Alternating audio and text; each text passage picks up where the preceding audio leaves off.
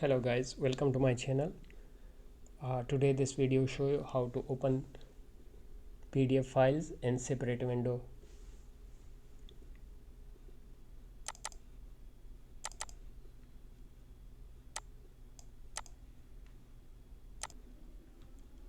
To open PDF files in separate window, open any PDF document.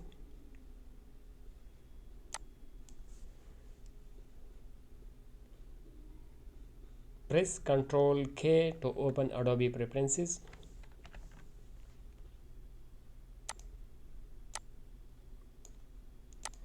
You can also click on menu and then select Preferences.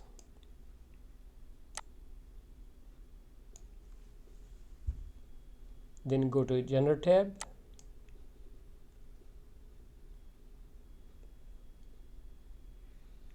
and uncheck Open Documents as New tabs in the same window.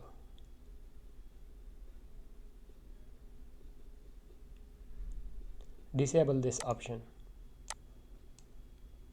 Click OK. Close all PDF documents and then reopen documents.